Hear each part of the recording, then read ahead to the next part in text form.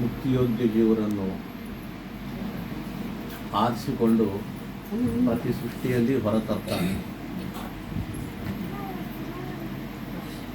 ಎಲ್ಲರಿಗೂ ಸಾಧನ ಮಾಡಿಸ್ತಾನೆ.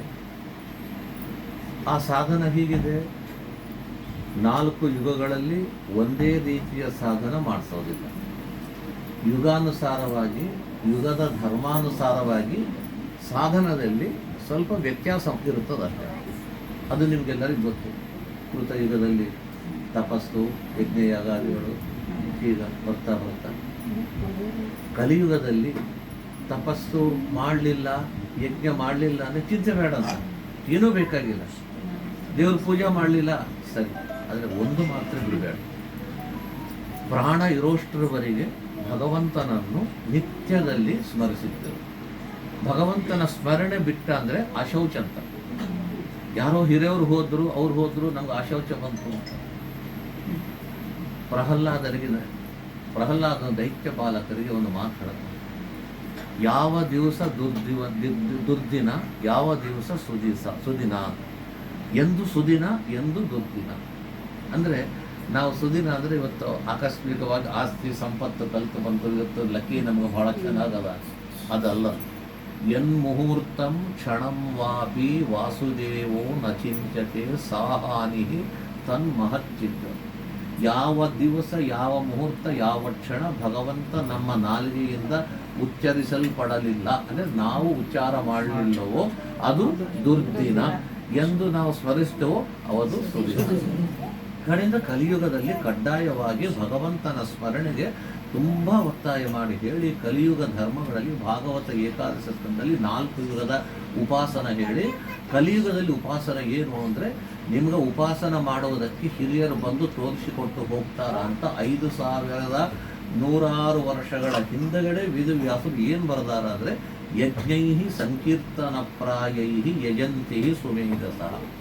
ಸಂಕೀರ್ತನಗಳೆನ್ನುವ ಯಜ್ಞಗಳನ್ನು ಜ್ಞಾನಿಗಳು ಹುಟ್ಟಿ ಅವರು ಮಾಡಿ ನಿಮ್ಸಲಿ ಮಾಡಿಸ್ತಾರೆ ಅಂತ ಹೇಳಿಬಿಟ್ಟಾರೆ. ಅಂದರೆ ನಮ್ಮ ಪುರಂದರದಾಸರು, ವಾದಿರಾಜ, ಶ್ರೀಪಾದರಾಜರು ಹುಡ್ತಾರ ಅಂತ ಅನ್ನೋದು ನಮಗೆ ಕಲ್ಪನೆ ಇಲ್ಲ. 5000 ವರ್ಷದಿಂದನೇ ವೇದವ್ಯಾಸ ದೇವರು ಯಜ್ಞೈ ಸಂಕೀರ್ತನ ಪ್ರಾಯೈ ಯಜಂತಿ ಸುಮೇಧಸ ಅಂದರೆ ಒಳ್ಳೆ ಜ್ಞಾನಿಗಳು ಮುಂದೆ ಬರ್ತಾರಪ್ಪ ಅಂತ ಅಂದ್ಬಿಟ್ಟಾರೆ. ಯಾರವರದು ನಾವೇ ತಿಳ್ಕೋಬೇಕು. ಇವರೆಲ್ಲ ಮಹಾನುಭಾವರು. ಆ ಸಾಲಿನಲ್ಲಿ ಬಂದಿರತಕ್ಕಂಥವರೇ ರಾಮಾಂಕಿತ ರಾಮದಾಸರು ಬಂದು ಇಷ್ಟು ಅದ್ಭುತವಾದ ಸಾವಿರಾರು ಕೃತಿಗಳನ್ನು ಬರೆದು ಜನೋಪಕಾರಕ್ಕಾಗಿ, ಸಜ್ಜನರಿಗೆ ಉಪಕಾರಕ್ಕಾಗಿ ಇಷ್ಟು ಮಹತ್ತರವಾದ ಕಾರ್ಯವನ್ನು ಮಾಡಿದ್ದಾರೆ. ಅದು ದೊಡ್ಡದು ಅನ್ನೋದಕ್ಕಿಂತಲೂ ಅವರ ಕೃತಿಗಳನ್ನು ಸಂರಕ್ಷಣೆ ಮಾಡಿದ್ದು ಬಹಳ ದೊಡ್ಡದು. ಇವತ್ತು ಪುರಂದರದಾಸ ಎಷ್ಟು ಲಕ್ಷಾವಧಿ ಕೃತಿಗಳು ಮಾಡಿದ್ವಿ, ಏನು ಉಳಿಸ್ಕೊಂಡಿವಿ, ನಮ್ಮ ದೌರ್ಭಾಗ್ಯ. ಹೋಗಿ 1000 ಹಾಡುಗಳಿಗೆ ನಾವು ಪರಿಮಿತರಾಗಿಬಿಟ್ರೆ, ಇವರು 1000 ಮಾಡಿದ್ರೆ 800 ಆದರೂ ಉಳಿಸ್ಯಾರ ಅಂದರೆ ನಿಜಂಗ ಅವ್ರಿಗೆ ನಮಸ್ಕಾರ ಮಾಡಬೇಕು. ಅವರು ಬಹಳ ದೊಡ್ಡ ಕೆಲಸ ಮಾಡಿ ಇದನ್ನು ಸಂರಕ್ಷಣೆ ಮಾಡ್ತಿದ್ದಾರಲ್ಲ, ಇದು ನನಗೆ ಬಹಳ ಹಿಡಿಸದ. ಇದೇ ರೀತಿಯಾಗಿ ಎಲ್ಲ ದಾಸರು ಸಿಕ್ಕರೆ ಇನ್ನೂ ಸಂತೋಷ ಪಡ್ತಿರೋದನ್ನು. ಈಗ ಕರ್ನಾಟಕ ಗೌರ್ಮೆಂಟ್ ಮಾಡಿದ, ಈಗ ನಾವು ಕೂಡ ದಾಸ ಸಾಹಿತ್ಯ ಪ್ರಾಜೆಕ್ಟ್ ಈಗಾಗಲೇ ವಿಜಯದಾಸರವರೆಗೆ ಬಂದಿಲ್ಲ, ಇನ್ನೂ ಈಗ ಕಂಪ್ಲೀಟ್ ಆಗಿಲ್ಲ. ಪುರಂದರದಾಸರು ಎಷ್ಟು ಸಿಕ್ಕದೋ ಅಷ್ಟು, ವಾದಿರಾಜರು, ವ್ಯಾಸರಾಜರು, ಶ್ರೀಮದ್ ನರಹರಿತೀರ್ಥ ಹಿಡಿದುಕೊಂಡು ದಾಸ ಸಾಹಿತ್ಯ ಸರ್ವಸ್ವ ಮುಗಿಸೋದ್ರಿಂದ ಶುರು ಮಾಡಿ ಈಗಾಗಿ ಸುಮಾರು ಒಂದು 18 ಪುಸ್ತಕಗಳು ವಾಲ್ಯೂಮ್ಸ್ ಹೊರಗೆ ಬಂದದ. ಇನ್ನೂ ಈಗ ವಿಜಯದಾಸರದ 4 ಸಂಪುಟ ಬಂದದ, ಇನ್ನೂ ಕೆಲವು ಕೀರ್ತನೆಗಳೇ ಸಂಪುಟ ಬಂದು ಸುಳಾದಿಗಳು ಬೇರೆ ಮಾಡಿಸ್ತಿದ್ದದನ್ನ. ಹಾಗೆ ಒಬ್ಬೊಬ್ಬ ಪ್ರಸನ್ನ ತಗೊಳ್ತಾ ರಾಮದಾಸರ ಕೃತಿಗಳಿಗೂ ಕೂಡ ನಾವು ಮುಂದೆ ಬರ್ತೀವಿ. ಅದಕ್ಕೆ ನಮ್ಮವರೇ ಇದ್ದಾರೆ, ಅದರಲ್ಲಿ ಬೆಂಗಳೂರಲ್ಲಿ ಒಂದು ಕಮಿಟಿ ಇದೆ.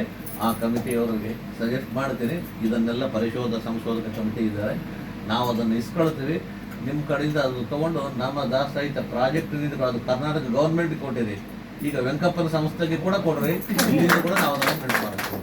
ಇನ್ನು ಕ್ರಮೇಣ ಒಂದೊಂದು ಮಾಡ್ತಾ ಮುಂದೆ ಕೂಡ ಬರ್ತೀವಿ. ಸಂತೋಷ. ನೀವು ಆರಾಧನೆ ನಡೆಸಿರಿ, ನಮ್ಮ ಕಡೆಯಿಂದ ಇನ್ನೂ ಸ್ವಲ್ಪ ಹೆಚ್ಚಾಗಿ ಮಾಡಿರ್ತಾರೆ. ಇನ್ನೊಂದು ಸಂಗೀತ, ಉಪನ್ಯಾಸ ಇವು ಕೂಡ ಮಾಡಿರಿ. ನಮ್ಮ ಕಡೆಯಿಂದ ಮೊದಲೇ ಅಡ್ವಾನ್ಸ್ ಮಾಡಿ ಅಕ್ಟೋಬರ್ ತಿಂಗಳಲ್ಲಿ ಬಂದರೆ ಆ ಫೈಲ್ ಇಟ್ಟು ನಾವು ಏರ್ಪಾಟ್ ಖಂಡಿತ ಮಾಡ್ತೇವೆ.